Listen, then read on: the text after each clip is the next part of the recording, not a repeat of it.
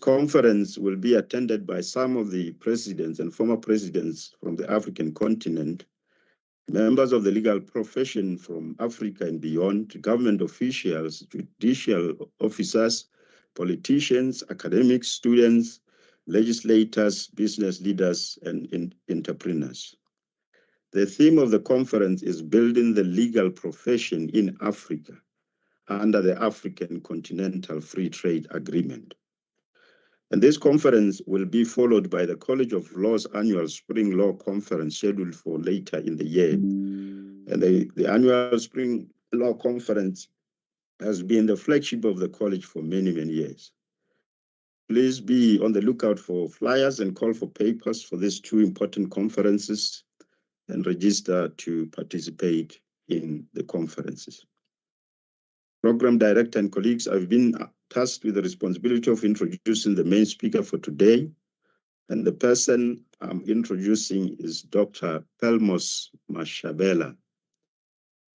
Dr. Mashabela has more than 15 years of public policy development, implementation, and analysis experience at the senior management level. He has compiled and contributed a lot of policy documents within government. He is a researcher for the Minister of Justice and Correctional Services in South Africa. He also serves as an advisor within the criminal justice sphere in the purview of the minister. Dr. Mashabela was reappointed by the Minister of Justice and Correctional Services to serve as a member of the Central Drug Authority, CDA, a body that advises government on drug and substance abuse policy and oversees the implementation of the National Drug Master Plan 2019 to 2024, a country strategy for both public and private sector. He is the former Deputy Vice Chairperson of this authority. He has the Research, Development, Monitoring and Evaluation Committee of the CDA, charged with the work of coordinating all drug and substance abuse research within the authority. He is a focal person on drugs demand reduction and a representative of South Africa at the African Union Technical Experts Continental Drug Demand and Epidemiology. He is currently co-facilitating a national and continental technical team effort to develop strategies to implement the alternative to incarceration measures and integrate the role of traditional leadership in drug demand reduction landscape.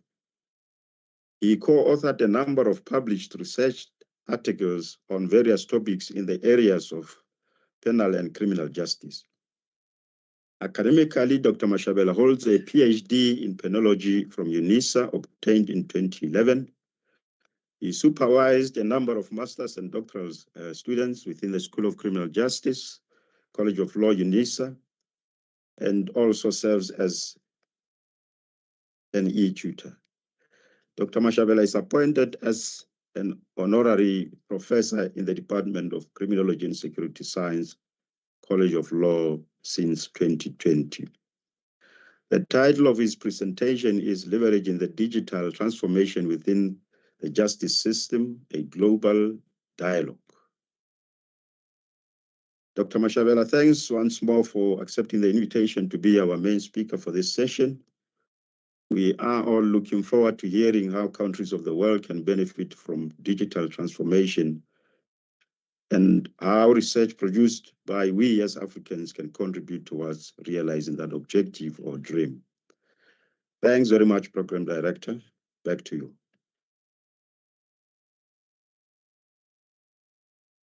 Thank you very much, Prof. Manamela. I beg your pardon here. Dr. Mashabela, the floor is over to you, sir. I presume that you do have a slideshow presentation. So what I would recommend is that perhaps, as you've done now, you may open your camera so that panelists as well as other members on the platform may get view of you. Subsequently, you may then share your screen if you have a PowerPoint presentation that you would like that your presentation will speak to. So over to you, sir, and thank you very much for your time. Thank you very much, Program Director. Let me take this opportunity, first of all, to thank the university for the invitation to really make a small contribution in the area for which I think there's a lot of eminent professors and deans and so on that are able to talk more about it than I can. But Program Director, Mr. S.Y. Ntola, Head of College of Law, Graduate Studies and Research, Professor Tukishi Manamela, members of the academia and the executive management of the college that are present on this platform, the distinguished guests invited, unisons, ladies and gentlemen. I do not necessarily have a PowerPoint presentation, Program Director, for which I apologize. We thought as government, we always do PowerPoint presentation, but when we then interact with academia, we wanted to look quite smart. So my document is really, I will circulate it amongst the panelists, but I apologize for the fact that I do not have the PowerPoint presentation. However, my presentation is ready and it will be available. A very good afternoon to you all. Science must begin with myths and the criticism of myths. That's what Karl Popper has said. It is indeed a great honor and a privilege for me to take part in this important workshop that seeks evidence-based solutions to the African challenges and the globe. My input, though, chiefly focusing on two national departments, which will be your Department of Justice and the Department of Correctional Services, will hopefully provoke the academics and researchers and other key stakeholders on the platform to seek solutions to the justice service challenges confronting the citizens of the country, the continent, and the globe. Program Director, I'm reminded of the National Development Plan, which boldly acknowledged that today South Africa looks different from the one we left behind in 1994. Yet for many poor South Africans, there's still much that look the same, highlighting serious shortcomings in our development path. May I then you take this opportunity, perhaps, Chairperson, to address the subject for which I had ventured to try, which is the leveraging the digital transformation, basically for the advancement of the justice system, which is currently a dialogue that is taking place throughout the globe. Program Director, Africa is a paradox. It is one of the richest continents on the planet. It is endowed with oil, precious stones and metals, forests, water, wildlife, soil, land, agricultural products, and millions of people.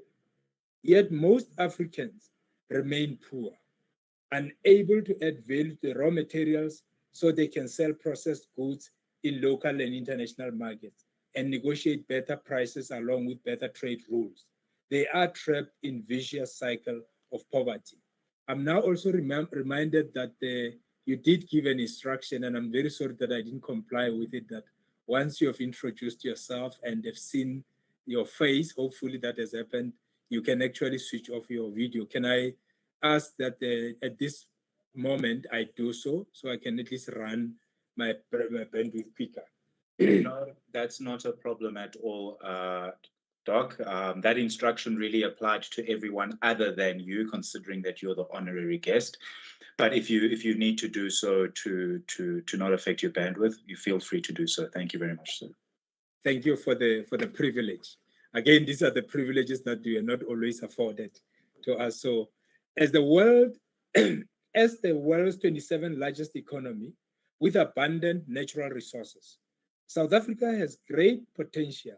It is the world's 24th most populous country, with the number of young people expected to grow from 32 million in 2010 to 39 million in 2030. This youthfulness is an asset because the labor force will continue a significant share of the population, though the proportion of the elderly is expected to increase marginally. Such demographic conditions are often associated with rising income, faster productivity growth, higher savings, and better living conditions.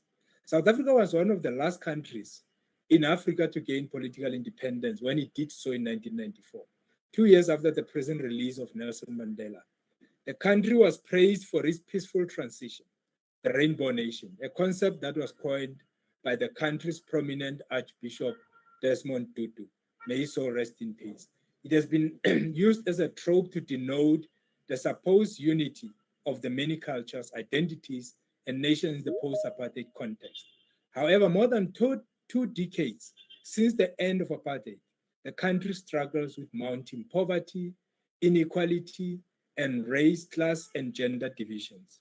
Distinguished ladies and gentlemen, the problem of the 20th century is the problem of the color line, the relation, the relation of the darker to the lighter races of men in Asia and Africa, in America and the islands of the sea. Racially discriminatory policies enforced by successive governments throughout the 20th century left the black majority of the population poor and disposed, owning only 13% of the country's land, most of which is of poor quality. Granted, there's no universally agreed definition and theoretical explanation of the criminal justice system, all of which are meritorious. The bottom of the world income distribution paints as sharp and as distinctive a picture at the top. If you instead make a list of the poorest 30 countries in the world today, you will find almost all of them in the sub-Saharan Africa. They are joined by countries such as your Afghanistan, your Haiti, and Nepal, which, though not in Africa, all share something critical with African nations. Staggeringly, the Statistics South Africa Quarterly Labor Force Survey revealed that South Africa has over 10 million young people aged between 15 and 24 years, and of these, only 2.5 million were in the labor force, either employed or unemployed. The unreliability of data poses serious problems with policymakers, often relying on inaccurate or skewed data from just a handful of countries to formulate their own policies at home. The structural and institutionalized racism of the apartheid system in South Africa and its resultant socioeconomic harm to the populace is well documented. The 5 legacies of apartheid that the democratic South Africa had to deal with are the dualistic polity, poverty, unemployment, inequitable distribution of wealth and income, and a high incidence of crime. These extremes are colonialism's and apartheid's legacy. Centuries of grand inequity left a sea of poverty and crime in its wake. So according to the United Nations Office on Drugs and Crime, the criminal justice refers to a system that is derived from criminal law and focuses on concepts such as accountability of a person who commits crime or offends public order or violate the rights of another, protection and compensation or redress of the victim, and fairness in terms of all parties. Such is not without limitation, but one finds it relevant for the topic under discussion and the theme that I intend to traverse. Now, when we look at digitization and modernization of the justice system, I just want to give a reflection there. Justice should be loud and proud, a transparent system that endorsed by all citizens. Yet prisons, the crown jewel of today's international justice, are anything but transparent. They are invisible spaces, places most never seen, yet dimly acceptable as real and right. Justice system fulfill an important function, ensuring social equity and respect for fundamental rights. However, a well-functioning justice system not only helps people exercise and enforce their fundamental rights, it is a crucial factor that facilitates investment and can actually drive economic development. Speaking recently to the City Press journalist, The Minister of Justice and Correctional Services, Ronald Lamola, under whom I serve, frankly acknowledged that what we now need to focus on is the integrated criminal justice system, its modernization and digitization. If we can get our hands on this properly, by the time we finish the term, we'll have achieved our main objective. That's an instructive comment out there coming from an executive. This is particularly important since the ministry's mandate is to modernize and to digitize the justice services platforms. The Afrobarometer, a Pan-African survey and analysis organization, has examined the problems faced by African citizens when they interact with the justice system. It conducted a special survey in 2014 and 15 respectively concerning access to justice in 36 countries. Their report finds a number of significant barriers to accessing justice. Across the 36 countries, 54% of the individuals who interacted with the courts reported that it was hard to access justice. The court digitization landscape in Southern Africa is very much varied, with some jurisdictions having made massive strides and others still very much in the formative stages of the digital transformation process. Technology definitely has a place and a role to play, especially in this day and age when technology develops almost daily. It also be borne in mind, though, that the development and the implementation of technology require an initial financial investment, especially as the goal would be to have all courts equipped with it. The term digitization and automation are used in many circles, often interchangeably and often erroneously. It is therefore important to set the stage on what these terms mean and how this applies to the court system generally. In a court system, this may refer to the use of scanned copies of court filings as part of a case management system that is based on digital files as opposed to physical files. It may also refer to the use of previous court judgments in digital format as part of a software system that predict future court outcomes with a high degree of certainty. Fundamentally, it is worth observing that when all these terms are combined, they can be described as digital transformation or can be viewed as various stages of the digital transformation process. So digital transformation is impacting on all aspects of our societies and economies. Citizens and businesses of all sizes rely on information technology to access and provide services. Governments, in turn, are increasingly leveraging this digital transformation to deliver better services from education, healthcare, to financial services and agriculture. Digitization has also been placed on the table, primarily focusing on improving the manual justice and court processes into digital format, such as sending notices of court hearings through an automated mobile phones instead of using a paper-based system. So other countries such as our country, Kenya, Rwanda, and India have also sought to utilize online communications and technologies in the areas of filing documents, signing court documents, conducting court hearings, and transmitting court outcome. Research has indeed shown that the implementation of an electronic case management system in Malawi has impacted positively on the security of court files by easing the tracking and retrieval of case files, leading to efficiency in the justice service delivery.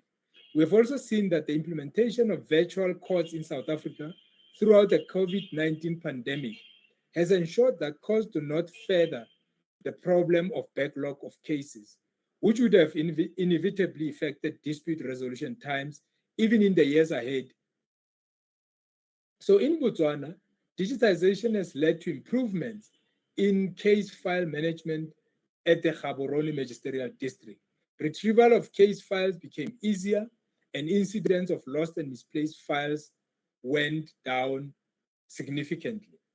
Interestingly, the primary objective of the integrated justice system is to transform South Africa's criminal justice system into a modern, efficient, effective, and integrated system by electronically enabling and integrating the end-to-end criminal justice business processes through technology solutions and managing the related interdepartmental information exchange across the integrated justice system.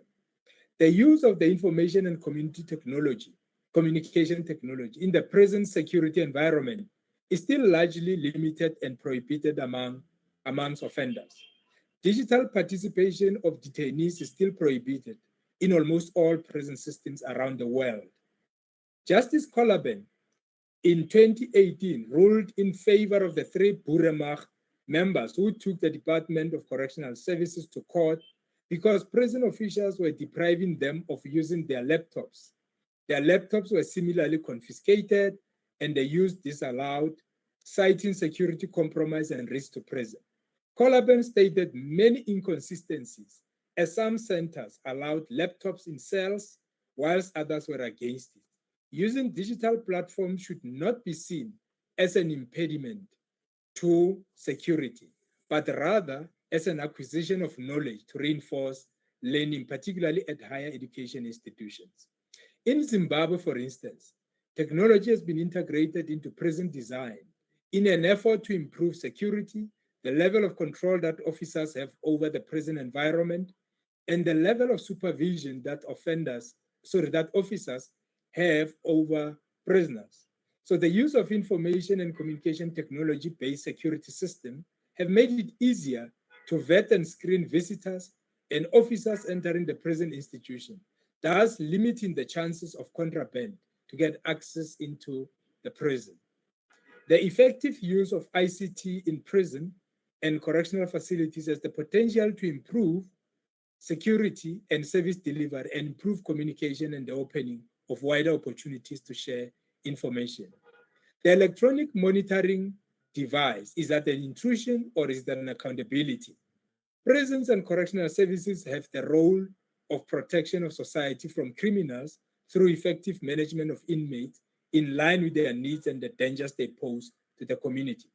Following the Department of Correctional Services' successful implementation of the new integrated inmate management system at the first deployment site, which was the Kgoshi Mampuru prison in Pretoria, the department is now ready to commence the planned integration with other integrated justice systems. Invariably, this is to do with establishing an electronic mechanism to receive the warrant of detention, which they call J7, directly from the Department of Justice, which at the moment is currently manual. So by migrating to a digital process, the opportunity for said risks of fraudulent activities is reduced. Simultaneously, this will bring efficiencies by eliminating the need of the department to recapture information during the admission and release. So one of the important area of the regulation of the correctional services stated, I quote, the electronic monitoring device must be compact, unobstructive, and allow persons under community corrections as far as possible to carry out normal activities. The electronic monitoring device must be fitted to the ankle or wrist without causing risk to the person's health, close quote.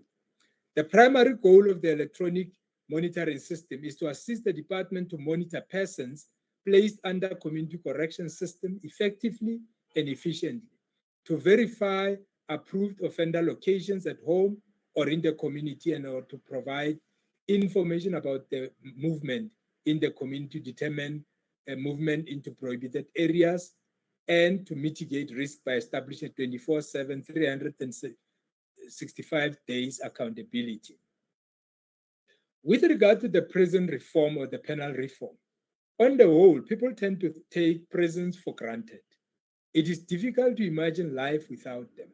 At the same time, there's a reluctance to face the realities hidden within them, a fear of thinking about what happens inside them.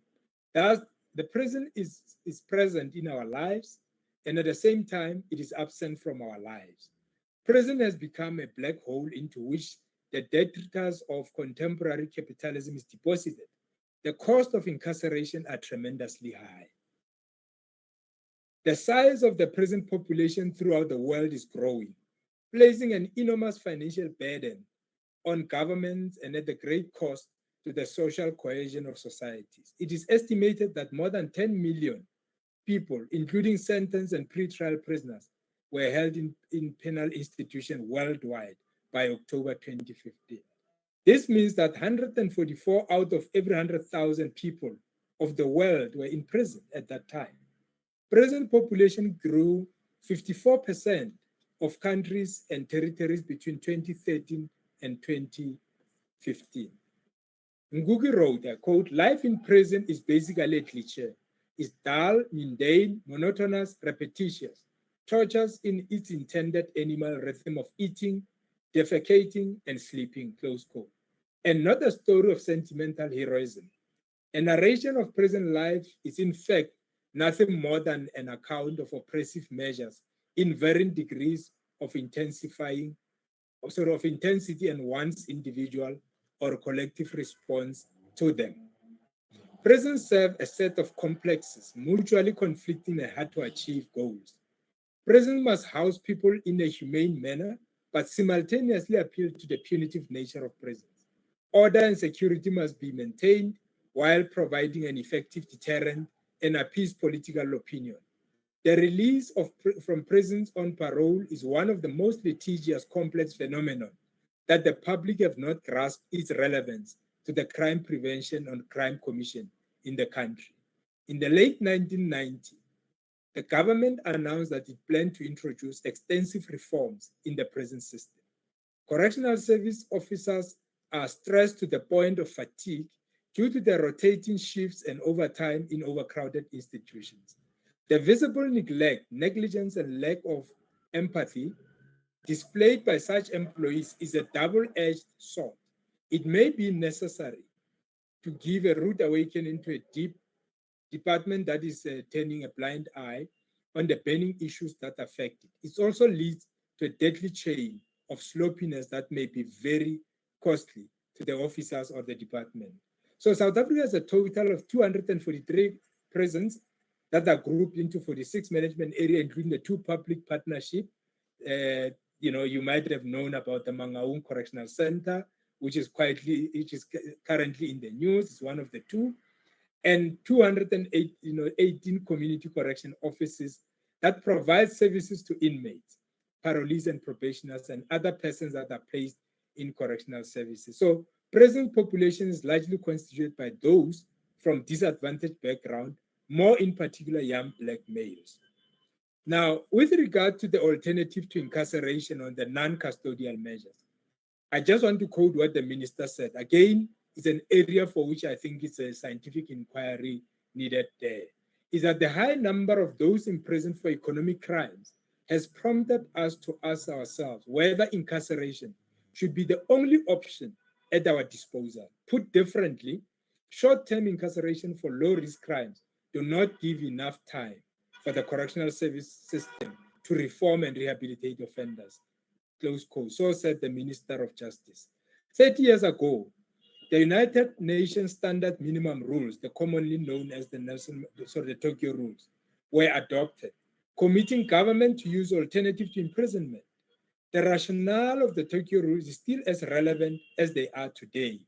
South Africa has in its statutes alternative to custody measures, which are not extensively applied in deserving cases. However, data on the extent to which this measure is used is unreliable, inaccurate, and fragmented, despite the fact that such measures are a matter of penal policy implementation priority.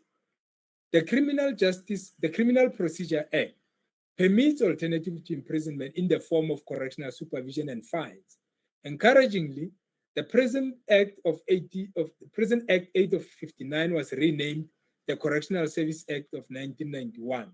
A new sentence of correctional supervision was introduced, allowing for the possibility of a reduction in the present population and acknowledging the limited usefulness of the custodial services.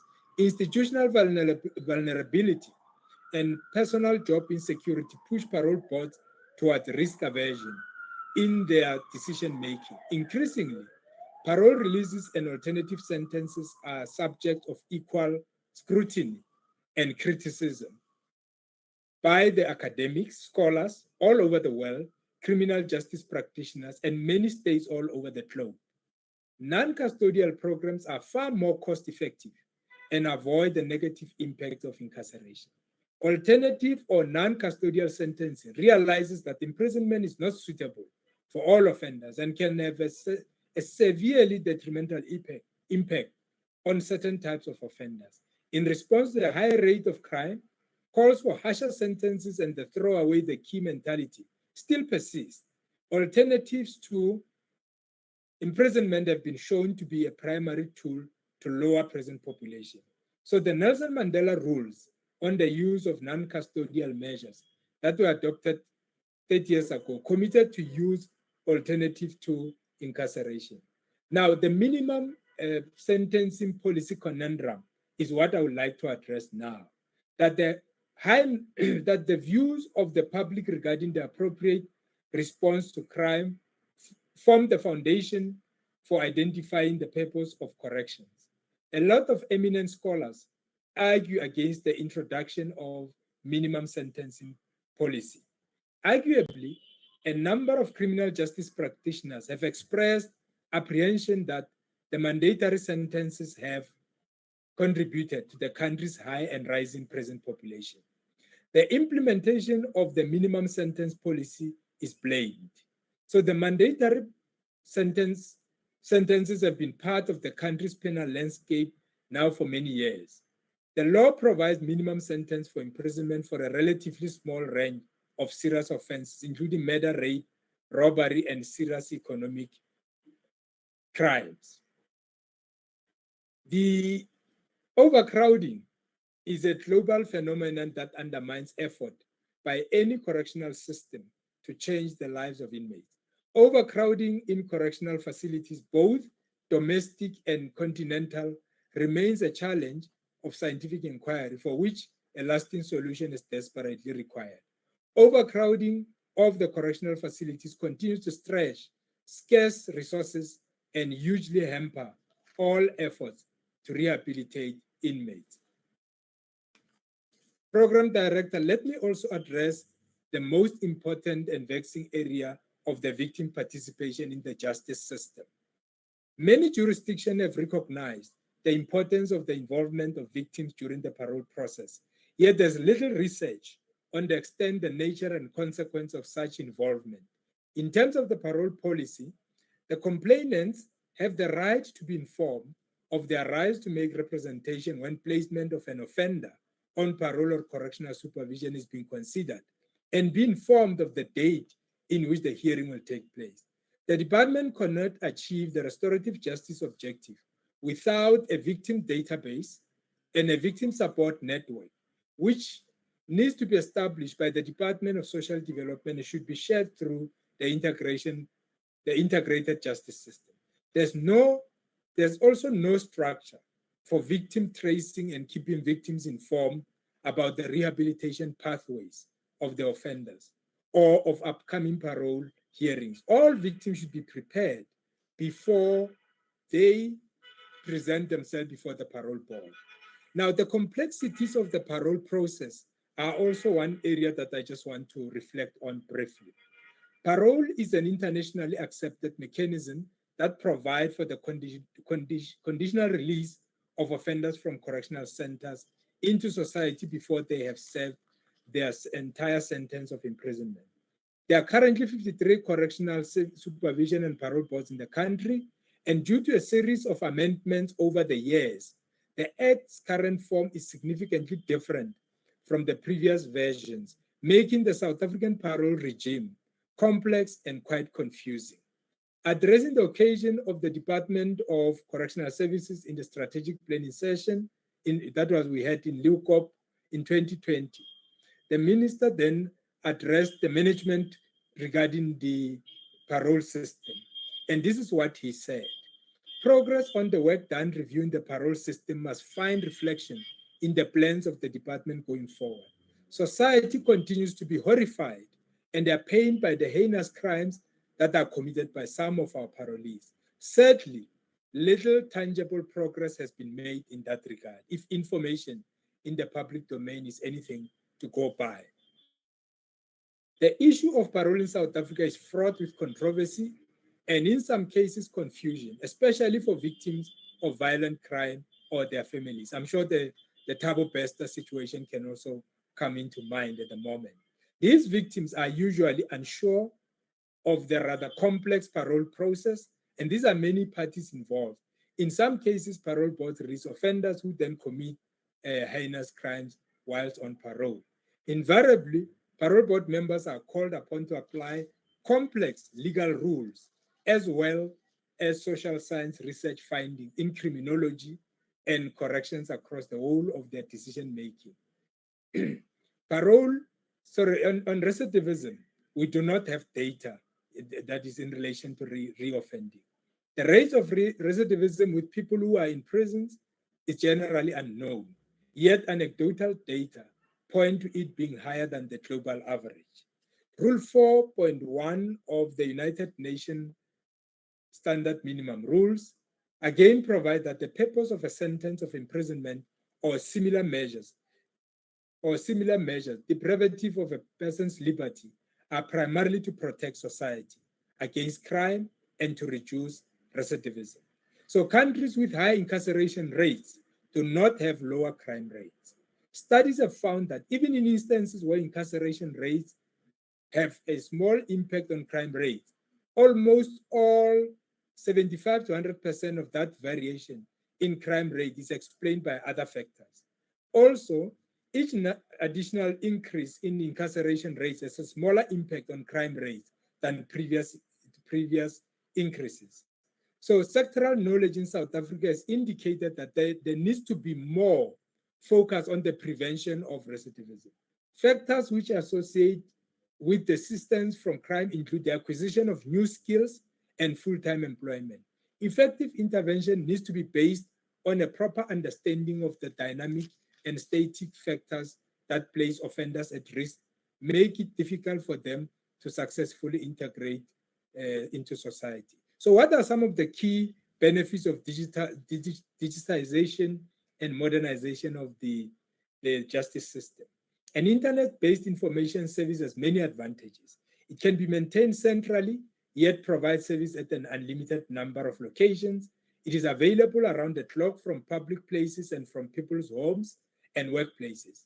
It can present the information at the level of detail that the user chooses, and it can present material in many formats, including text, photographs, animation, videos, and voices. Many studies done reveal that digitization promotes incarcerated people's social skills, self-esteem, rehabilitation, their integration into society. Digital technologies in prison also increases the digital literacy of released persons as well as promoting their job skills. Now, courts face resource pressures as do other parts of the government. However, an ever-growing caseload is not always coupled with a growing allocation of government resources.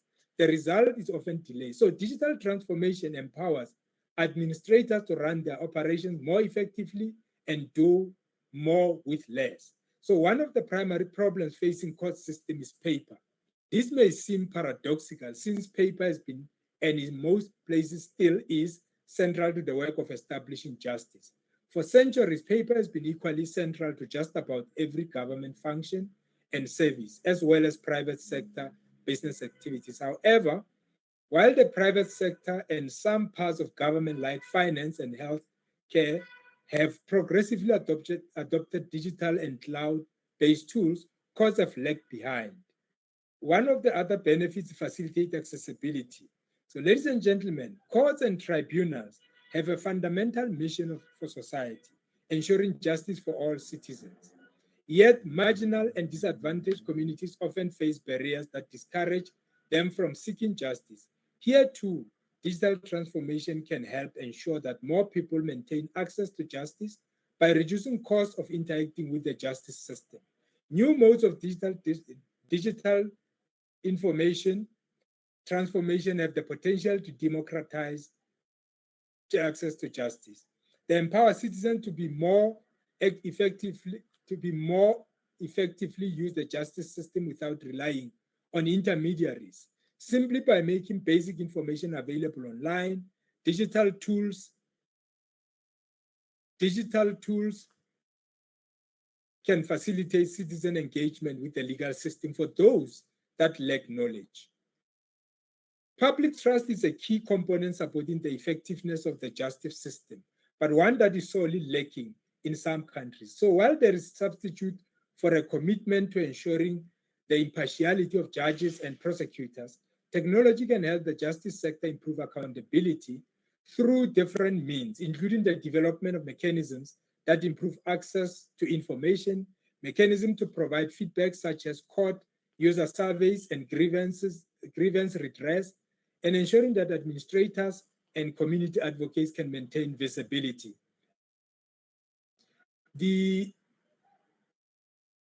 To processes that are prone to corruption. Interestingly, the South African Legal Information Institute, SAFLI, which started in 2003 as an academic initiative between Wits Law School and the Australian Legal Information Institute in South Africa, allows free access to court judgments. This situation does not go without barriers. So digitization and modernization is not without barriers. So I just want to reflect, on the few ones, Program Director. Despite potentially wide benefits to the advancement of the modernization of the justice system, there are several barriers that get in the way of justice system becoming modernized by different role players. It's also important to understand the barriers to the integration of technology in prisons and to illustrate how to remediate such challenges. Considering the rapid technology development and the fact that digital media are increasingly embedded in everyday life, this vast technology usage seems hopelessly outdated and continues to promote dramatically increasing inequality. One of the main problems in Southern Africa has been that the necessary ingredients for successful digital interactions, such as computers, mobile phones, and internet access, are not widely available to the population. Security, that investors will be treated fairly, that their property will be respected, and that contracts will be enforced. All outcomes of the rule of law are key elements impacting domestic and international investment decisions. So on administrative and financial barriers, we're talking costs. New investment require mastering political will in any government agency, and costs are no exception. Administrators may face difficulty finding the resources to make upfront investment in new solutions. Additionally, many balk at the prospect of paying ongoing cost of solution. As such, license for subscription fees can also be prohibitive. The procurement barriers talks to the way public agencies purchase goods and services. It's a common problem for digital solutions. Many digital justice applications, such as case management systems, are complex and unfamiliar procurement officials outside the justice sector. Coupled with the lack of technical familiarity among tendering staff with issues such as cloud computing, can lead to outcomes that are poorly adapted to the needs of the users. Staff resistance. Administrative staff often resist new digital tools and optimization efforts since they see them as a threat to their jobs. Security misconception. The main argument preventing new technological infrastructure in prison system, for example, is the fear and opinion of the public that can be invalidated by providing counter-examples. Resistance to internet access focuses primarily on the possibility of being used by prisoners to see pornographic, contact victims, and intimidate these witnesses. These security fears are not new and have been articulated in the past with regard to the possession and use of television sets and telephones. The fear of dependence of vendor and the habit. Habits can be hard to break, especially for many judicial officers, law enforcement officials, and staff that have used certain working methods for decades. Many people fail to see how these digital tools can help them work better and complement with their work methods. So moving towards conclusion, Program Director, I just want to raise one or two issues to the catalytic role that the academic staff can play and the research institutions and universities can play. One of the often overlooked preoccupation of the post-colonial critical project, itself one of the major academic growth industries over the past 2 decades, is the role of the intellectuals. There have been persistent questions about who speaks and for whom and from what location and to what purpose, with a recurring anxiety that such speech, however well-intentioned, performs an authoritarian act of silencing the other, and particularly the suburban. In what we would like the university to participate on, and because of time, I'm not going to go into that, is the project that we call self-sufficiency and self-sustainability, which provides offenders with skills in order to be gainfully employed in society. Across all South Africa, prisons don't buy pork and eggs as they produce enough of this item from inmates ratio. The self-sufficiency and intervention equips them with skills, and to date, we have saved the fiscus 163 million rands. The self-sufficiency framework presents an opportunity for all to put the energy and the focus on the renewal of the department and to bring in more young people with the necessary skills, especially to enable the department to operate competently in the 4IR. Now, what is one of the areas of research? We think that there are one or two areas that which the institutions of higher learning could assist government and its justice system on. Both education and digital literacy are fundamental prerequisites, not only in finding a decent workplace for many young people that are largely unemployed, including inmates, but also for facilitating reintegration into society, for which we think that's very important. Further research to assess the level of digitization of the justice services in different jurisdictions within the continent and beyond will help identify which applications have found the most have been found most success, who those that are lagging behind, and what resources would best support them. More research on recidivism is desperately needed in the country and the region, as controversies and anecdotal reports are used to suggest the rate of reoffending as proportionately high or even worse compared to similar jurisdictions. To conclude, once more, I wish to express my sincerest appreciation on behalf of the Minister of Justice and Correctional Services and myself for the opportunity to participate in this important conference, and wish the university and the panelists well as they navigate this critical area, world-class research by Africans for Africans and the globe. I thank you very much. Ke a leboha.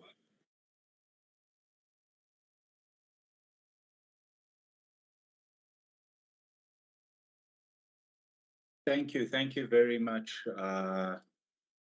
Mashabela, for your informative talk. I have been informed that your paper will indeed be circulated amongst participants at the end of the session today. So please just be on the lookout for your emails. It may even be posted on this platform.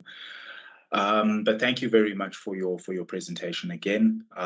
It is indeed very informative and very critical when one starts to consider the pace of technological advancements and the extent to which the justice system has to keep in track, as well as adjust accordingly if one needs to be effective in discharging of their obligations. So what will follow now will be the panel discussion, where I see we have 6 panelists. Each panelist will have 5 minutes at most to provide inputs to the presentation that was made. Subsequent to that, we will then have a question and answer session. Just to check, is Prof. Sibanyoni present?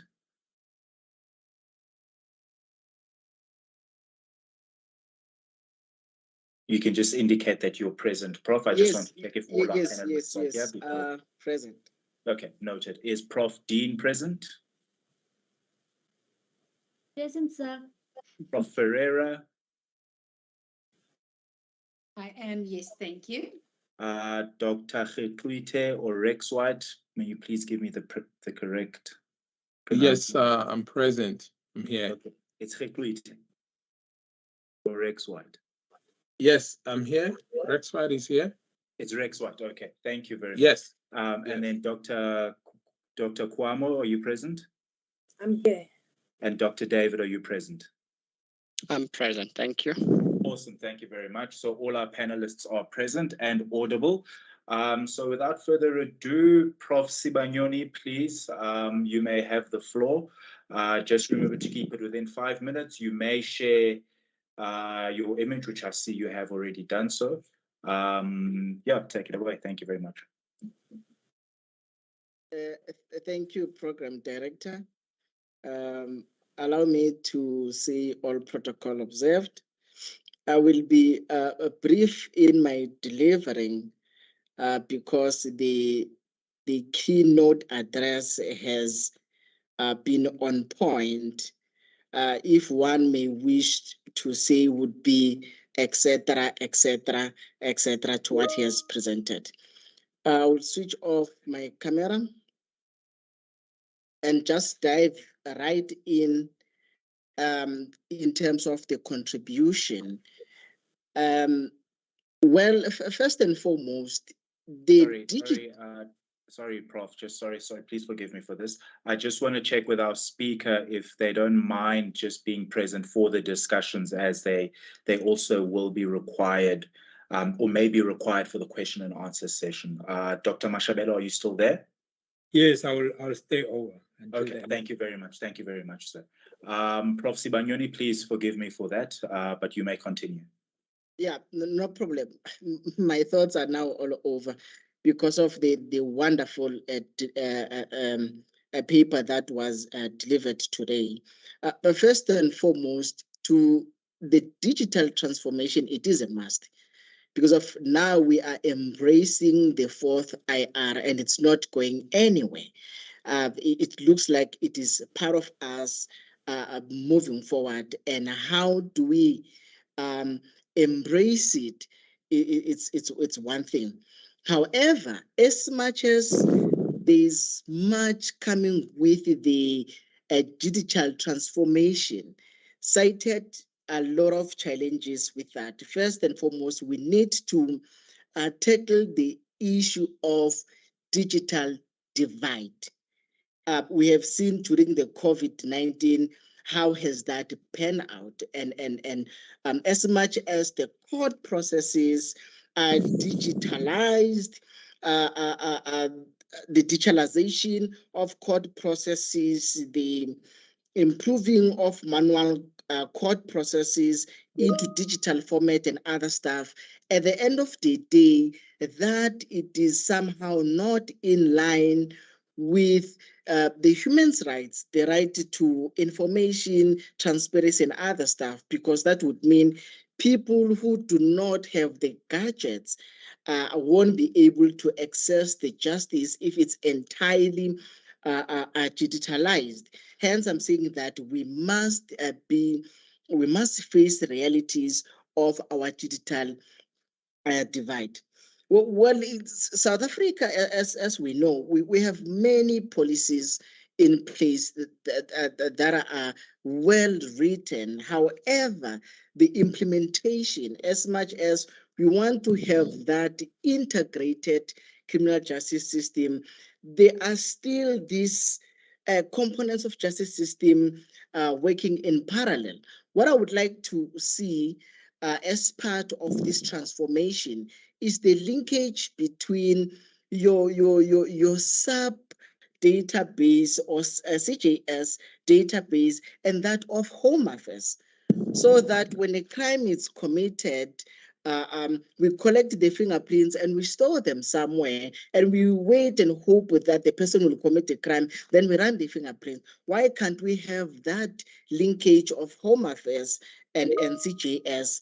And when we obtain fingerprints and we certainly run that and we apprehend the culprit. And I know there's a lot of red tape surrounding that in terms of privacy and other stuff, but the legislature must come into realization of that.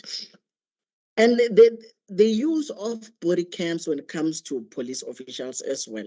We've been talking a lot about that, but that has not come to pass. And of course, the speaker spoke about the ankle device that will monitor the inmates. And from what I heard, there were a lot of litigation surrounding that because of the external bodies must come to play in terms of facilitating that. We can say as much as we want when it comes to overcrowding in prison. I think the justice system as a whole must come together and sit and talk and find ways in which to solve that. Amongst other things is a first-time alternative sentencing for first-time offenders rather than sending them to jail, as that contributes to overcrowding. The recidivism, as there is no baseline studies, they must come to institutions for us to conduct the studies for them. We have the capacity to that. I think, Chair, I'm gonna stop there and wait for the engagements later on. Thank you.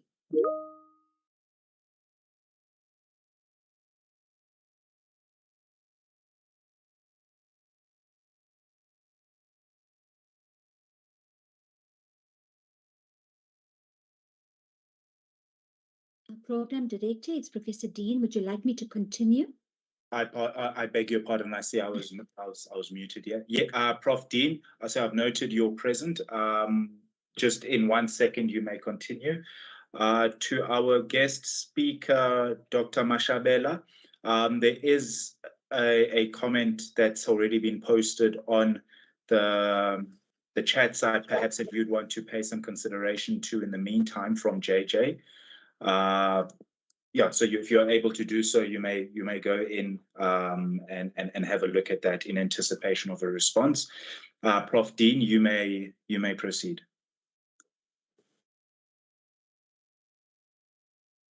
Trying to turn my camera on. Can I just confirm, Mr. Program Director, that you can see me? Yes, I can see you and I can hear you, Prof. Good afternoon, Program Director, Professor Manamela, Management and the College of Law. This is Professors Dube and Professor Morodi. My dear colleagues who have joined us today from the Department of Criminal and Procedural Law and from the rest of the department and the schools. Thank you so much for joining us today. Thank you especially to Dr. Mashabela for the very interesting presentation, and good day to the guests and everybody else that I missed. I'm now going to go offline and I'm going to start giving a comment on the presentation that was given to us today. Okay, just to start, Dr. Mashabela, he opened the conversation with saying that we need to be looking for solutions, even though we must look at other jurisdictions, we still need to look for solutions that is tailored for the African situation, and that there was a global discussion on digital transformation of justice in Africa, and that is indeed correct. Digital transformation is now the new buzzword. It is the new issues going forward, and it's something that we really need to sit up and take notice of. So I'm hoping that my comments today would add value and will open up a dialogue on a roadmap for the digital transformation of justice in Africa. Now, for me, what was the crucial point that I have taken out from the presentation today, and as Professor Sibanyone has also alluded to, is the issue of how are we going to achieve certain goals, certain priorities, including that of the digital divide. And I'm hoping that at the end of this, there will be some kind of solution. So to take from Professor Dr. Mashabele's presentation covered a wide area of digital transformation, not only in the African continent, but also across the globe, including India, etc. And I think you will see when I speak about that as well, why that is important, that we need to take account of other jurisdictions. So just to go back to tell you what the crucial understanding for me is that the configuration of an efficient and a sustainable platform, it requires a comprehensive digital transformation strategy, because digital transformation is part of digitalization strategy. Now, as has been identified by Dr. Mashabela and Professor Zibanyone, is that South Africa has entered into the arena of integrating and transforming the justice system. I'm not, as the prof said before me, it's etc. and etc. So in addition to the examples given by Dr. Mashabela, and just touching on some of the examples by Prof. Sibanyoni, South Africa has already engaged in the development and rollout of person identification and verification applications and other person-related integrations for 10 fingerprint searches, colleagues, fast criminal record checks on SAP's automatic fingerprint identification system. For those of us into CSI and NCIS, it's the AFIS, and the Department of Home Affairs National Identification System, which is HANIS. Now, in addition, and Professor Dr. Mashabela also, I'm so sorry if I'm butchering the name. In addition to what Dr. Mashabela has said through cloud-based collaboration. So in addition, through cloud-based collaboration solutions, the South African judiciary has also implemented, they've also implemented court online and case lines that have included the digital case management and evidence management system, which is allowing for legal practitioners to file documentation electronically online anywhere. And if you're in the legal industry, you'd understand the burden associated with paper at the courts. We've also utilized recording equipment for court proceedings. The courts began to even conduct some hearings, as you've heard, through video conferencing, especially during COVID-19 restrictions. I was also I was appointed as an acting judge of the Labour Court in 2019, and in 2020, when COVID restrictions hit, we had to then go completely online, and it was quite successful if you knew what you were doing, if you had internet connection, and if ESCOM's not around, it can prove to be very beneficial. The judiciary has also a robust and comprehensive website that provides relevant and current information on upcoming cases, judgments, file documents, and practice directives. Now, as also been highlighted, research has indeed highlighted the studies across Africa that has shown the implementation of an electronic case management system, as Dr. Mashabela has said, in Malawi, Lesotho, Congo, Namibia, Botswana, to name a few, that has positively impacted on the security of court files by easing the tracking and retrieval of case files, leading to efficiency in justice delivery, reducing the incidence of lost and misplaced case files. Now, apart from these countries, there are also many other success stories of court digitalization, and automation beyond Southern Africa and Africa. Like has been mentioned, UK, Iceland, Estonia, Canada, Singapore, Australia, and some American states. And we've seen them reaping the benefits of offering good digital justice services. Now, the benefit of this is that we can learn, we can share experiences, we can learn from our other jurisdictions. And this will help pave the way for sustained successes. Now, going back to what I indicated in the beginning that Dr. Mashabala and Professor Sibanyone has indicated about looking for solutions. In all the experiences and the research that I have done on this topic, there was 4 strategic priorities that has to be identified. One, as has been indicated, is improving access to justice. Obviously, this is important as it will allow users to find what they need and take the necessary steps without significant cost, delays, or barriers. This then takes us to the next strategic priority, which is addressing court timelines. In addressing court timelines, we minimize the court disruptions and we allow court participants to be informed and prepared well in advance. In addition, the third strategic priority that I would look into in my strategy would be the efficient use of resources like digital services. What we are doing here is trying to reduce demand for in-person or offline services via digital services, which will create a more efficient and sustainable court system. And of importance for me, as part of your strategy, should be maintaining your public confidence. I think that one of the greatest myths about the digital transformation in public services is that it will replace humans with technology. Now, the truth is that digitalization doesn't mean losing human touch, but it is about leveling it up. It means you incorporate automation in operations and thus improve public services, and that is possible. We are talking about successful digital transformation in justice, when this goal is aligned with, as has been mentioned, long-term cost efficiency and public trust. Now, how do you shift these perceptions of trust from the public? Confidence in public institution shifts with the perceptions are shifted. It's how available services are compared to the rest of services available to people in daily life. Now, it's important to have a technology-driven strategy with identified technology-driven partners. And this will help you to realize the promise of digital transformation. This is what will shape the confidence and the trust in the public service. Now, the reality has been alluded to in detail by Dr. Mashabale. The reality is that in terms and the expectations, the reality is that whilst there are certainly many positives to digital transformation within the courts and within the justice system, the criminal justice system, the broad drive to pursue digital transformation comes with its own challenges, and it has been detailed by the presenter today.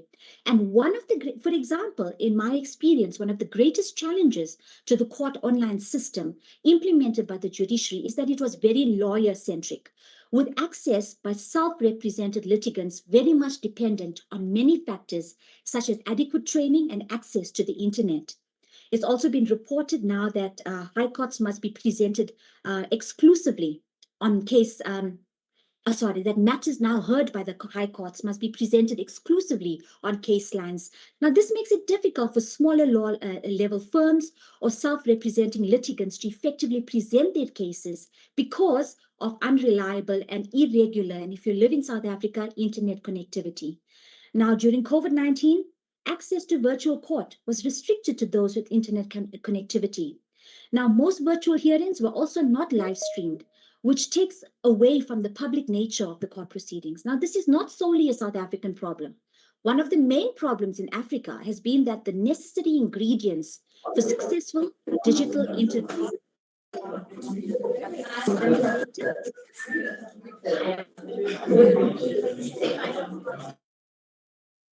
Thank you. I will continue. So this is not, as I mentioned, it's not just solely South Africa. No, thank you, Program Director. One of the main problems in Africa has been that the necessary ingredients for successful digital interaction, such as computers, mobile phones, and internet access, are not widely available to the population. Dr. Mashabale gave you some statistics, and research has actually shown that only 7.7% of the population of Africa has access to a computer within their household. In addition, 80% of countries in Southern Africa rank in the bottom 20 for smartphone penetration rates globally, meaning the devices needed for successful digital interactions are in short supply. Now, with regards to internet connectivity, only 46% of people in sub-Saharan Africa have access to reliable mobile internet connection, and only 30% of people can afford the cheapest internet device. In South Africa, according to the latest Statistics South Africa, in 2022, the share of the total population of South Africa using the internet was nearly 80%. The good news is that this share is estimated to grow up to 90% by 2027. This would be an increase of 28% compared to back in 2018, when the share of the population accessing the internet in the country was only 62%. This, however, still leaves a significant portion of the population without access to court. Now, court accessibility is a crucial strategic priority impacting all the other priorities I've just mentioned. And it means that any accessible court system must include options. So therefore, any accessible court system must include options for offline services when necessary. And importantly, there must be a strategy on how to reach every South African to ensure that the fundamental human rights of everyone is realized. Now, it is clear from the research that has been quoted by the doc and the research that was engaged in that whilst many justice systems in Africa are pursuing digital transformation, the majority of court users may be unable to keep up with these changes. In this respect, therefore, pursuing digital transformation without implementing clear strategies that take into account this digital divide, will have a drastic impact on the right to access justice and various other fundamental human rights, like the rights of an accused person in criminal proceedings, like the doc has mentioned, the right to access information, as has been mentioned, the right to a trial within a reasonable time, the right to privacy, the right to access the internet. For me, that is a fundamental right, and many research has seen it as such, and the right to equality and non-discrimination has been alluded to. I just wanted to conclude by saying that digital transformation, it has the potential to transform the way courts serve their users. It has been shown to transform the way courts serve their users.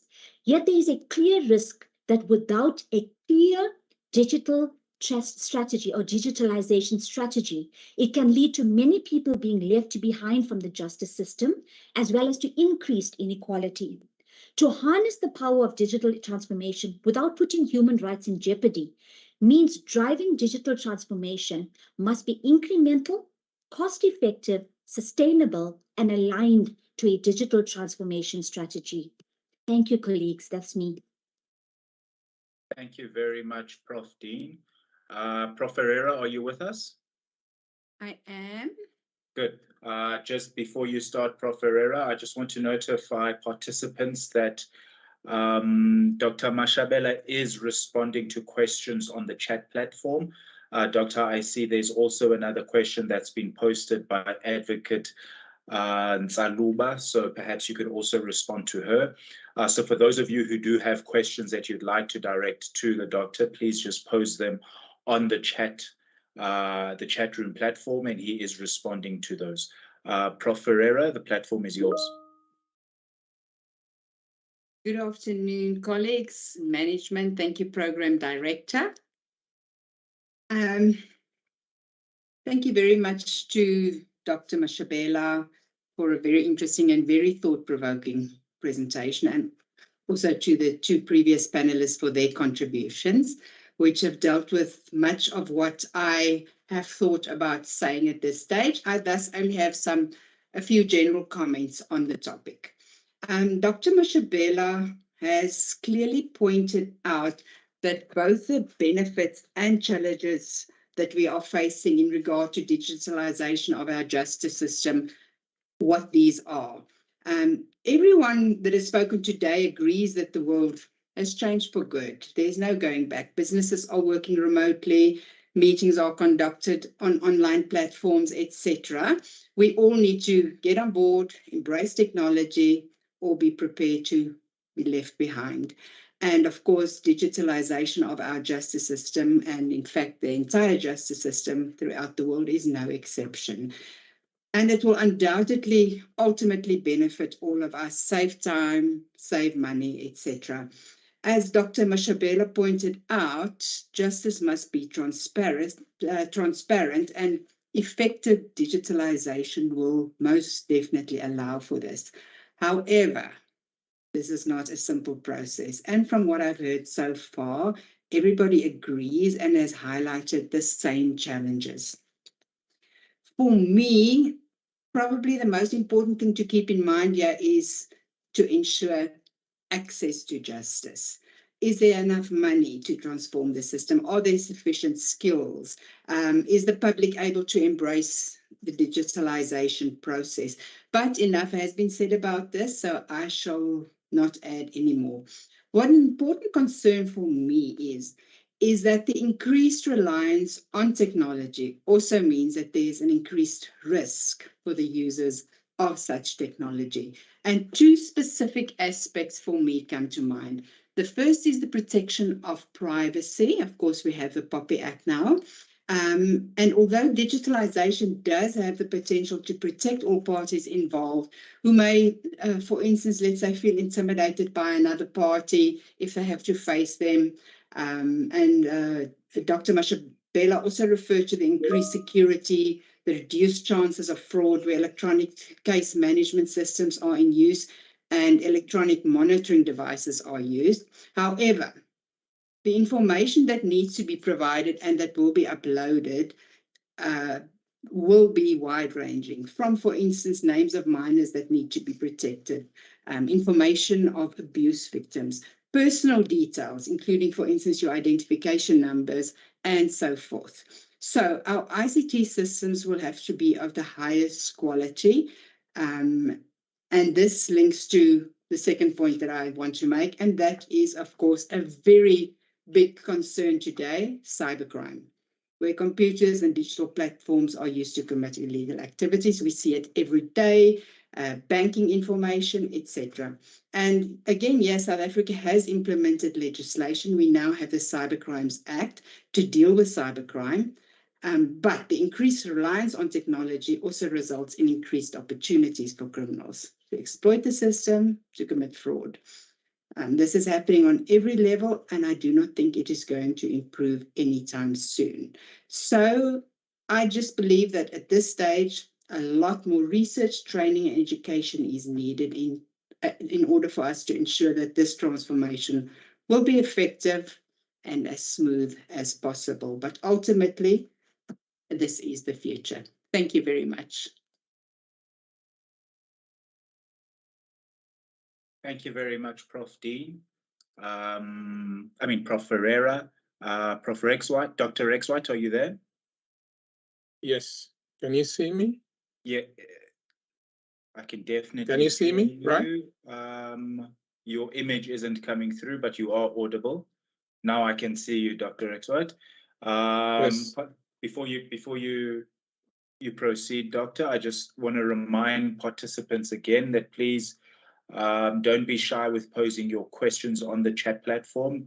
Dr. Mashabela is responding to questions on that side, and perhaps if there are any questions that the doctor would like to bring forward in the questions and answers sessions, please feel free to do so. But just in the interest of time, for those of you who do have questions, feel free to post them on the chat platform. Dr. Rexwhite, over to you, sir. Okay, thank you so much. Good afternoon, everyone. I really want to thank the management team, Professor College, Professor Manamela, Professor Morodi, Professor Budule, who gave us the opportunity to come together to address such a topical issues in a time like this. If you wouldn't mind, maybe I just mute since you can see my face here. Thank you. Yes, I want to thank Dr. Mashabela for bringing up this kind of research. It's quite massive. Especially, I remember when we started, we who are not basically from the mainstream of law, we are beginning to see that information, knowledge, and digital technology are gradually infiltrating into the law profession. And that is why his own research that he has presented to us today should be taken not for granted, especially based on what people have gone through in the economy. From his own presentation, he has made us to understand that even other African countries here, Kenya, Botswana, Zimbabwe, are gradually embracing this digital transformation. I know much has been said by Professor Sibanyoni, Professor Ferrari, and Professor Daine. But I just want to bring to our understanding that we have much to do, and it is something we can achieve. We need to work together as a team in order to achieve this goal. He talked about digital literacy, which is something very crucial. So we who are in the law field, who are in the law profession, even as we begin to teach in our modules that we are teaching, there's a need to teach digital literacy. We take it from the grassroots, because by so doing, many of the products we are going to have, they will now begin to have the tools to work. Because if you look at the justice system today, most of the people we have there are aging, and it is the youth who are going to infiltrate into these systems. And in order for that to happen, because you find out that if these people are not trained, they are not armed, with all the facilities they need. Even if you produce the computer, you produce digital cameras, but they don't have the skill, they don't have the knowledge, they will not be able to carry out all these responsibilities in order to have a smooth and clear justice system. So we need to start capacitating our products, which we are going to produce henceforth.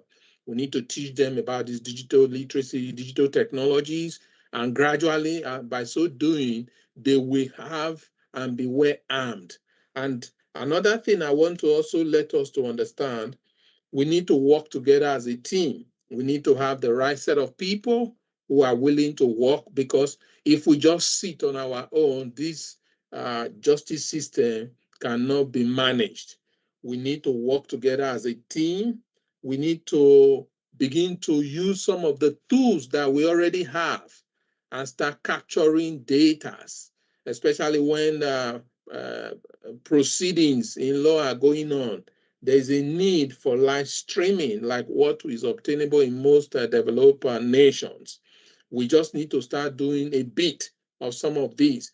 If, for instance, we had to go back to when we transited from apartheid to now, some of the proceedings in court, are you sure we'll be able to have access to them? We might not, because you find out that many of those proceedings were not documented. Now, if a lawyer had to go about assessing and requiring the right information, the right data to annex and go about his own proceeding, you find out that he or she might not also have those resources. So, like I was just suggesting, we need to look into gradually documenting our data, documenting our information. We need to also take steps, that is taking actions. This taking action goes back to the drawing board of those who are working those justice systems. What is it that they are doing? We need to carry out the kind of feasibility study of what has been done in other environments and bring into our context. South Africa as a nation is one of the most developed, and Mauritius, Angola, some of these ones that are developed. Let's see what is it that they are doing in their justice system. Let's also bring it to us. Now, let's also take example from some of the developed world. What is it that they are doing? They are making impact. Every proceedings are just captured. They have websites, even before it takes place, people read about it. I know one of the professors did said that we might not really have some of these digital devices, but if the government could support us and some of these resources or these proceedings are on the websites of the justice system of the Federation, you find out that people somehow, somewhere, they can also have access to it. In terms of providing devices, it might not be easy, but on our own, with the little we have, and if we come up with a proposal to the government on how they can provide devices at a very low cost, you find out that many people will have devices. And again, internet connectivity is very important. In time past, there used to be internet connectivities in any of the centers. You go to mall, there's connectivity there. You go to ShopRite, you go to parks, there are connectivity there. Those connectivity can also be, carried and put in the justice system, whereby anytime they want to do anything, you find out that there's connectivity. People begin to annex, begin to upload, and every information that is required will also be annexed. Somebody also talked about the inmates are so much in the prisons, there's overcrowding. Those overcrowding can also be taken care of. We can decentralize, open up new kind of areas where people can be taken to. Not that one place is so crowded, but there's a way to decentralize. And with this project that Dr.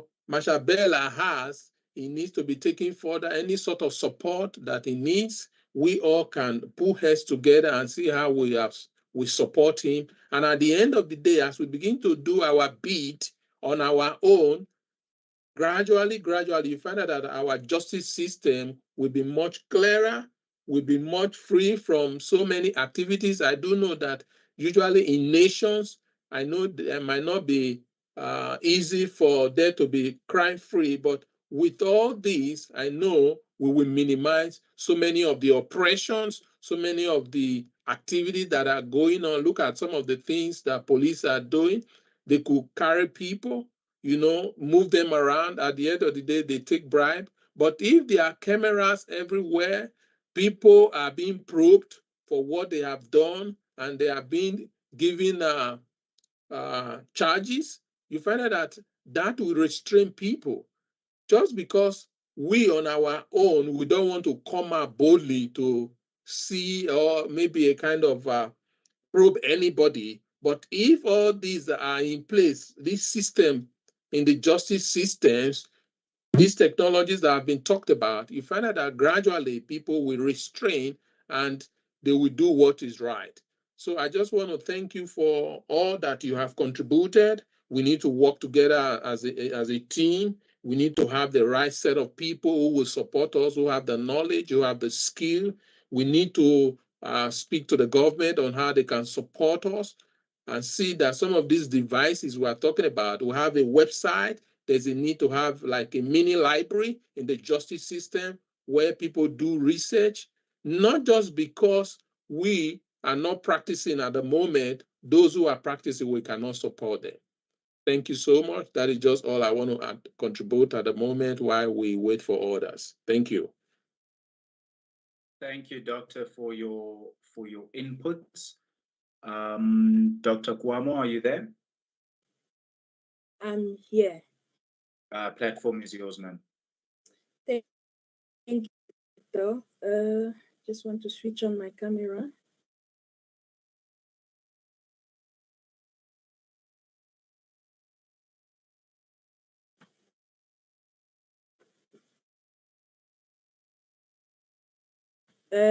I'm trying to turn on the camera, but while it is turning on, I would just like to thank the previous presenters. I'm privileged to be here today. I just noted a few points that really needs to be worked on when it comes to digitalization. The first one is the conduct of studies and the making of recommendations that are used to enforce a specific strategy. The second one is massive background work that needs to be done. We know that there is a massive background work that needs to be done. That is like the provision of infrastructures, the provision of resources, the training of staff, and the reduction of costs of internet access, so that justice can be accessed by everyone everywhere. Then there needs to be a radical shift in the mindset of the people that are supposed to run the daily operation of the digital transformation. If there's no radical change, or if there's no radical shift in their mindset, there won't be much that will change on the ground. And then the fourth point is there needs to be target setting. Targets needs to be set for people that are running the project, because I believe that if we don't set target for people that are supposed to run these processes and hold them accountable, maybe at the end of the year, and say, okay, these were the targets that were set at the beginning of the year. How far did you go in meeting those targets? I think that is also one aspect that should be able to assist in making sure that we reap all the benefits that the digitalization process can provide. Then there needs to be, like Professor Mashabela said earlier, the inclusion of and the emphasis of these digitalization changes in practical trainings, or at least in curriculum trainings, so that everyone is not just aware that there needs to be digital transformation. They must also know what it is and what role they play in enforcing such digitalization. Then the sixth point will be the monitoring and evaluation. There needs to be time frames that are set, and where everyone is called into account, and you are asked after 3 months, how far have you gone with the process that you engage in? Then there needs to be a reward that is given to those who help the organization meet their target, and the punishment for those who fail. If we set specific target and specific expectation, everyone should be able to meet those targets. And if should you fail and there's no valuable reason or justifiable reason why you fail, then you can be punished accordingly.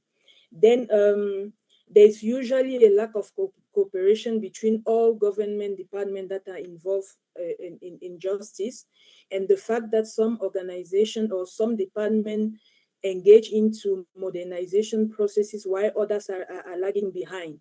So there needs to be this culture of everyone moves together, no one is left behind, because if one sorry, if one department modernizes or changes things, the next department doesn't, then that department that doesn't changes will slow down the one that has made changes. And then the number 9 is the multitude of databases that sometimes do not speak to each other. There's a need of harmonization. There's a need to make sure that data are easily accessible and that they speak to each other. The 10th point is the involvement of the public and the private sector. Those elements are key in ensuring that these processes actually have an impact. So those are the main points, and I believe that the key element from my side will be the radical shift in the mindset of the people that are involved in the processes. If we should put an accent on that, because we might make changes, or we might draft strategic plans, we might say that this department must do this, but if the people on the ground have not embraced the reality that things need to be changed, because most of the time the one element that makes it difficult for changes to be implemented effectively is the fact that there is a certain resistance to change. Resistance to change because those changes will expose maybe the loopholes or the shortcomings or the failures of some people. So most of the time they resist the changes so that they can make sure that those things are not discovered. So from my side, an accent when we are engaging into this process of digital transformation within the justice system, a key accent should be placed on the people that enforce these strategies on the ground. Thank you very much.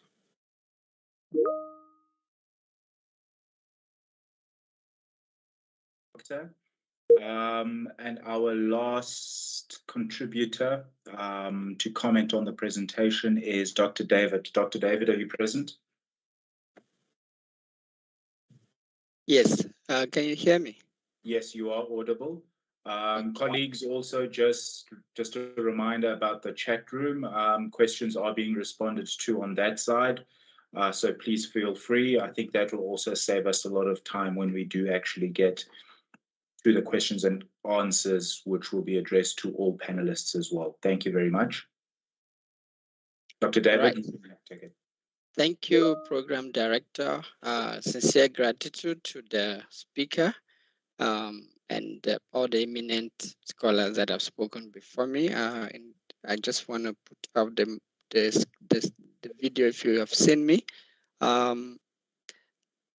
Okay, so without belaboring the points that have been made, I just want to acknowledge the fact that this is an important dimension to human development in terms of the contribution that the justice system makes to our life. And all that the speakers have noted are things that, one thing that stands out for me here is the fact that getting around these issues are not, it's not something that comes easily. Yeah, as much as we've all identified the importance of digitization, we know bringing it about is very challenging. And so this discussion, when we focus it or zoom in on the context where we are relating to this from, that namely the global south, Africa, and of course South Africa in question. The only main contribution I just want to highlight, so as not to repeat most of what has been said, links up well with what the last speaker mentioned. There is the issue that has to do with what I would consider the sociocultural dimension to this. While the main discussion seemed to have revolved around the mainstream legal systems, the correctional services and the Department of Justice, and most of the speakers have highlighted um, the dimensions of this and how it works in our life. I would like to also bring our attention to the cultural dimension of the justice systems. As we already know, the legal system is deeply rooted in cultural norms and traditions. And these have influence on acceptance and adaptation of digital transformation. And at times in Africa, for most especially, most of our countries run both the what you might want to refer to as the Western legal system in parallel with the traditional justice system. And so when we are talking of digitization, and like the previous speaker mentioned, we get going together is more important than thinking that one side can be built and the others ignored. And so that for me raises the concern that we need to also be critical around how the whole digital transformation is being assimilated within the traditional or cultural justice system. And key points to note in this area would have to do with issues of trust and confidence because of the cultural attitude that might exist towards technology and digital systems. These are important. We do not have the legal system in a vacuum. These exist among people. And so some individuals may be skeptical about the use of technology in legal proceedings, particularly in contexts where traditional practices and face-to-face interaction are of paramount importance. These need to be factored into this kind of discussion around digitization. They need to balance this all sort of digital transformation and innovation with the efficiency of balance it with cultural preservation. For me, is something also that needs to be brought into a discussion of this nature. We also talking about the cultural system or the traditional dimension of the digital transformation. We are drawn or called to sensitivities to issues of language. Africa is made up of Africa is a very linguistically diverse continent, and that applies even at country levels.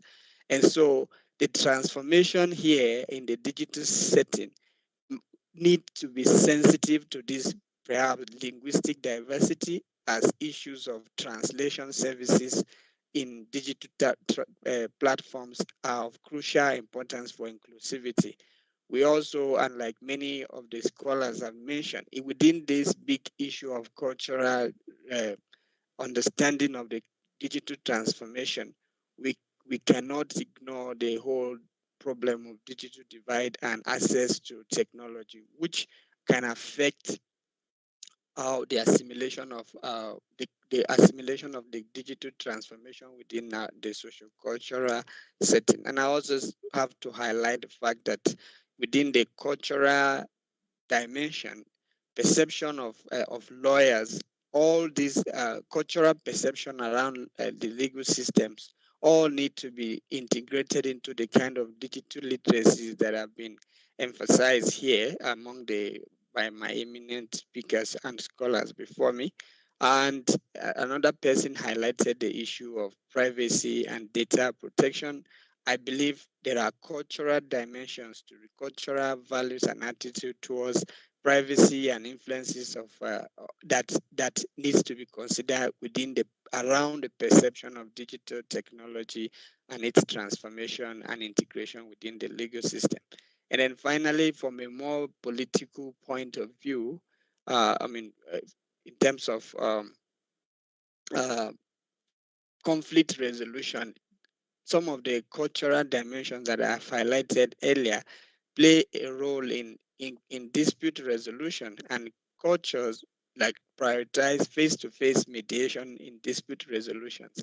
These are all elements of cultures that need to be well reflected on and thought through in the whole engagement with digital transformation in such a way that while we incorporate culture into the legal system as a whole, which goes beyond the court system and the correctional services, where the emphasis may have been in this discussion, we need to bear in mind that cultural principles and the significance of culture in this process have to be held high. So overall, my little contribution here is that we must engage all stakeholders from all as Dr. Reswad mentioned, we work as a team to address this problem. Therefore, we must engage all the stakeholders. And here, my emphasis is we must include the traditional society in building together. And I think on that note, I would say once again, thank you for all the speakers have spoken before me, and thanks for your contribution as we engage further in question and answer. Thank you very much. Thank you very much, Doctor. Colleagues, that then concludes the panel contributions from the program of today. And next on the agenda will be questions and answers. I think other than those that have already been posed and addressed on the chat site, we can take a few questions.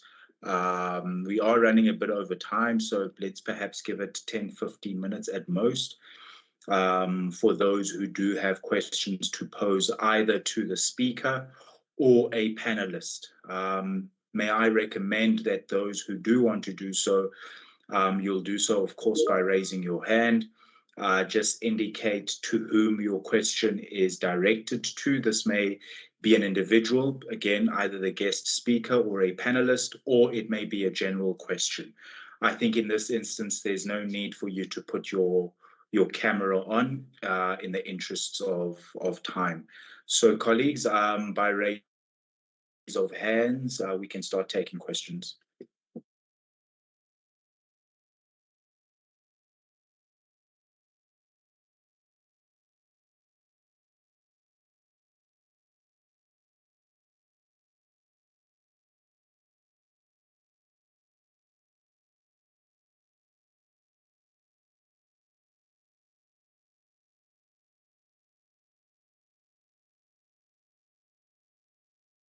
I see a raised hand from JJ. JJ, you may pose your question.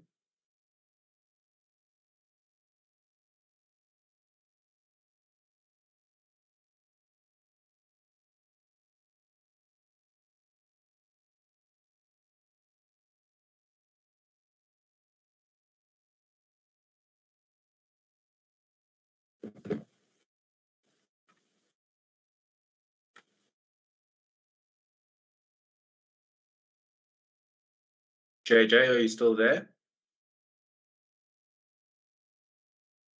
Okay, I see you've removed. Advocate Nsaluba, you may pose your question. I see your hand is raised. Please just unmute yourself, colleagues. Thank you very much, Program Manager, and shalom to the principals that are in here and to the presenter from the Department of Justice. I just wanted to check something with you. We're talking about the IJS, which has been a long road for the cluster. Probably the question I want to ask is as follows.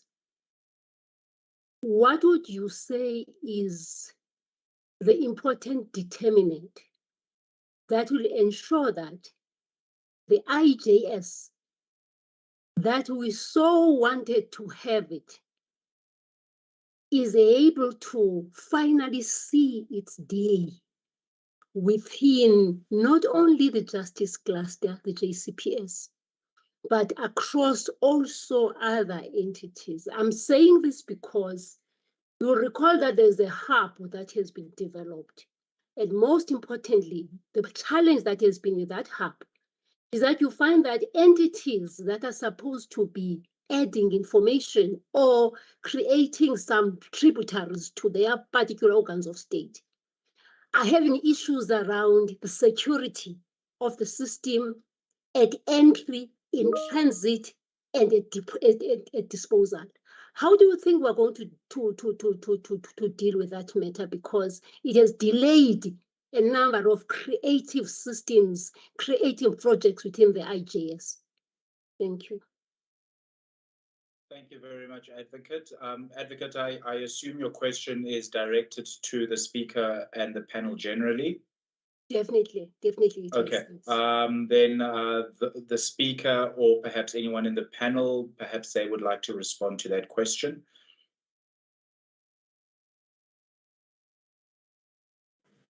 I can, Program Director, if it's okay, I can try. Yes, please. Advocate has been throwing in difficult question my way, I've noticed. And also I've been noting the chats, Doctor. Yes, and I suppose I'm not going to do justice to the question. I will just try to give a little bit of what I think it's an attempt, maybe not a good one.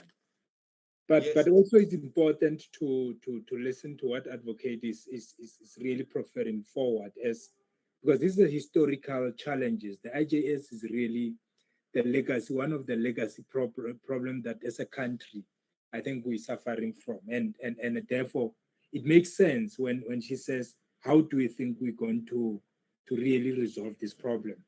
But I'll try not to get into some structural and so on problems, but maybe in terms of what we want to do in the current ministry. Belated as this may be, what we want to do is that we want to go back to the hub and see exactly who and what is it that makes everybody uncomfortable to work within this system. You may or you may not know that it is through the IJS system that government was able to pick up some of the people in the country who were really defrauding the SASSA allocation by using a simple, and I'll just use the simple analogy of an ID, running an ID.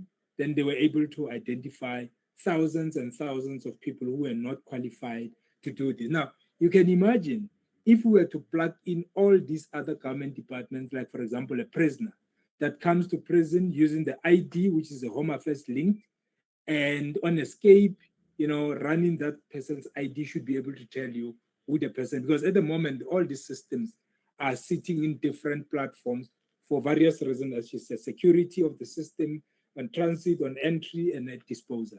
So what the minister is now trying to do is really to refocus his energy and time on the IJS, because he's been appointed to chair the Committee of Ministers. But again, I try to say, if you look at structures, sometimes structures are really a hindrance to solutions. So what we're trying to then do is to look at what would be more agile, to have a structure at that level, or maybe to have it at a lower level where some of these bottlenecks, if they are policy bottlenecks, organizational bottlenecks, or because some can just be human capacity related issues. So I'm not able to give you a direct answer, Advocate, but I think it's worth thinking about. So this will be one of those assignments that we would like, ourselves, together with all of you that are interested in the functioning IJS and the justice system services for our people, to really start, pushing for correct answers. So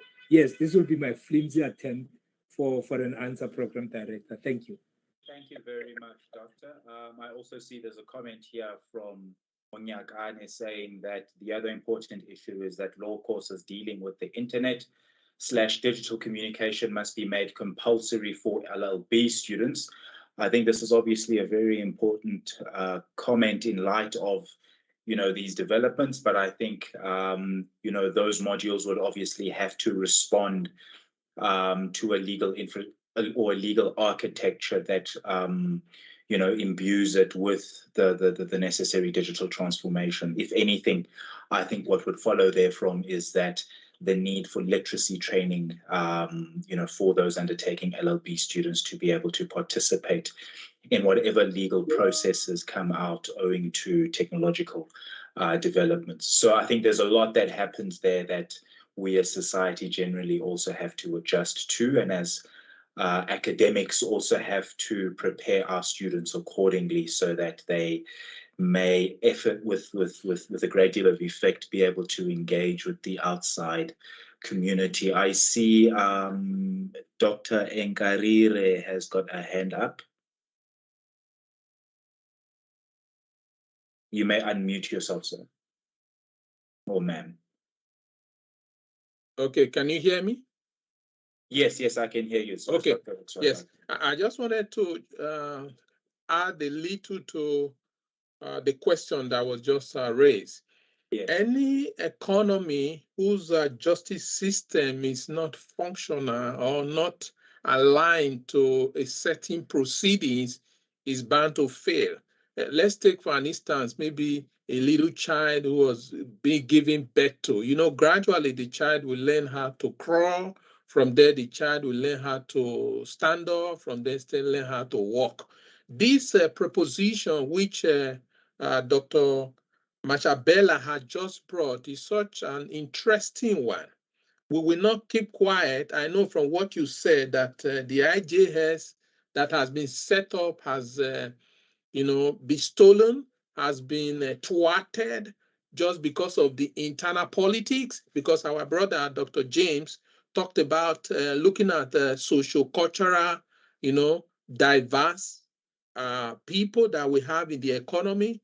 Find out that because people are in power, are trying to, use their position, some certain ethnic group are not, working together with other ones just because of the diversity we have in the systems. But the thing is, we will not keep quiet. We will do the little we can, like I suggested. In the next few years, you find out that many of the people we have in the justice systems are going to be away. Now we will have new bloods. But if we have this thing running, the policy is intact, young ones are trained with digital literacies, people are trained with digital technologies. We might not have all the resources right now, but you find out that when this is in place, you find out that, take for an instance, the courses you teach, the result you have, they are all in the database. And when they need them, they have them.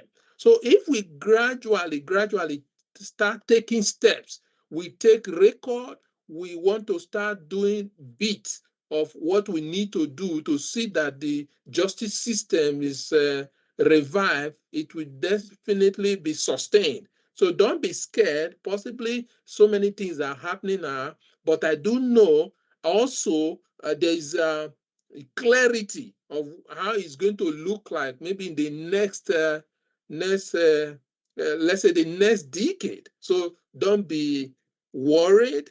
Let's do the little we can. Let's run with this vision. Those who are in academics are doing their best. Those who are in this justice system are also approached. This is our consign. The proceedings need to be streamed online. They need to take record of what is happening. If they need cases of past how many years, they will have it. And gradually, all this digital transformation we are talking about now will be well established. That is just my little contribution. Thank you. Thank you very much, Doctor. I think we can perhaps have space for one or two more questions at most. There are one or two more questions. I see there's a comment here from Advocate Nsaluba saying that the original NQF packaging demanded mathematical knowledge and ICT to constitute the fundamental part of any qualifications or any qualification, hence a project for future LLB program that was initiated around 2019 somewhere else. That was just a comment. Just perhaps we have space for one or at most two more questions, colleagues.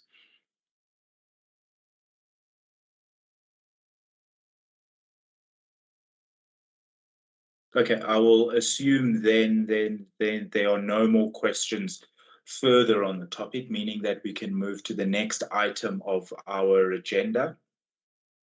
And that is, beg your pardon, and that is the closing, which will be given by Dr. Moroti. Dr. Moroti, who is the director of the School of Criminal Justice. Doctor, are you present?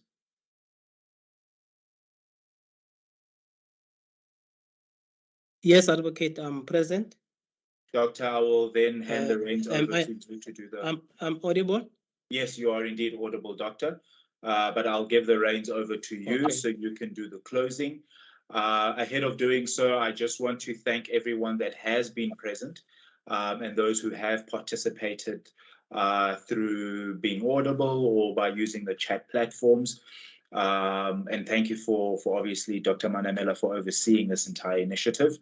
I think after the closing by Dr. Morodi, he will be the last person to speak. So this is the last time that you will hear my voice as a result. But thank you again, colleagues. Thank you for giving up your time. Thank you for giving very, very good insights. Dr. Morodi, over to you.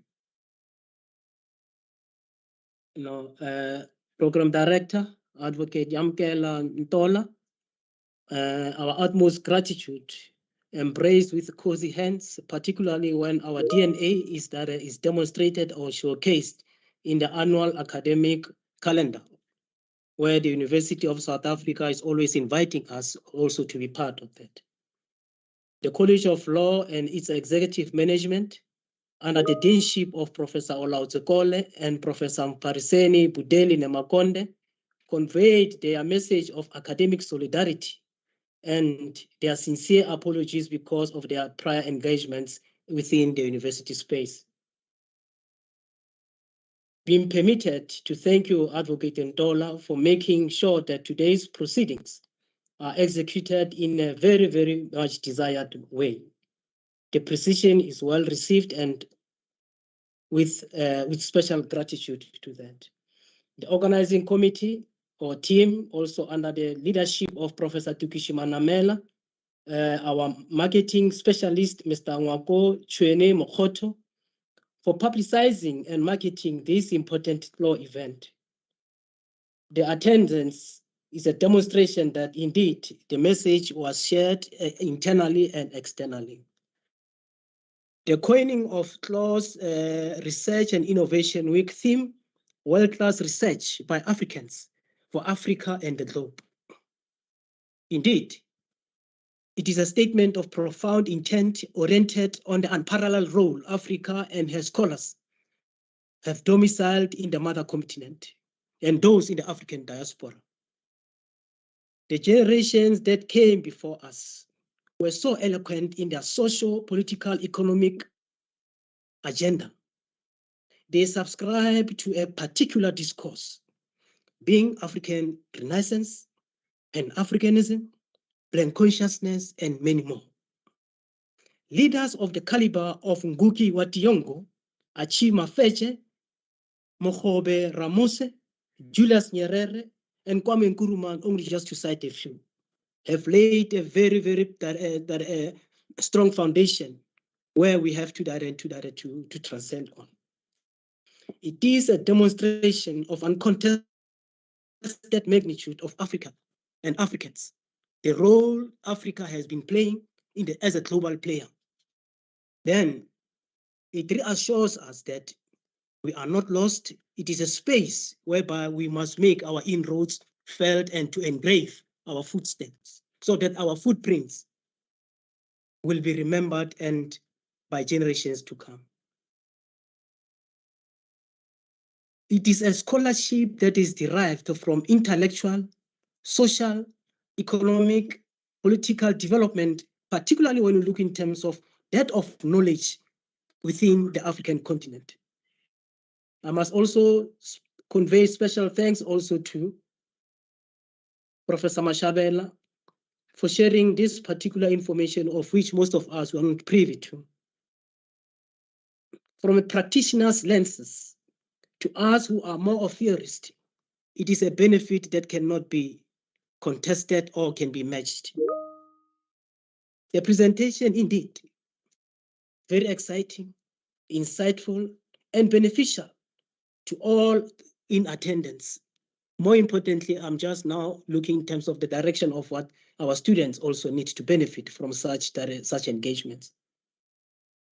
We are very, very much appreciative of the fact that you always avail yourself.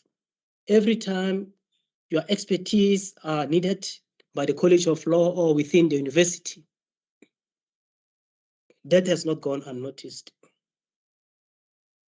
To fellow panelists, your stock-taking exercise on the main presentation provided us with an opportunity to salivate for more. I'm making appeal to, I'm looking at the direction of Professor Tukishi Manamela, that Prof. Manamela, we need more. If it was maybe in a theater where maybe a particular play has just ended and people have enjoyed, you'll only be hearing, we want more, we want more. To the questions that were posed, they were even noted, even those on the chart. I think justice was done, they were responded to. If not, I think the team will ensure that they are responded to. Special gratitude also to the law academics and the professional staff for making time out of their packed schedule to be in this particular session. We are very, very much thankful and you are being appreciated. Colleagues, those within the University of South Africa and those who are outside as guests and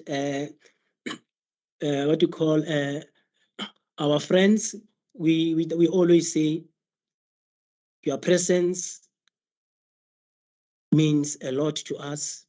Hence, we'll always say, when you extend that invitation next time, be at liberty to accept unconditionally to be part of the University of South Africa, particularly in the College of Law. From the law management, under the leadership of Professor Olatsokolo and Professor Mfariseni Buteri Nemakonte colleagues, we are thankful and we wish you a very, very enjoyable week and have a pleasant and a very blessed week. Thank you, Program Director.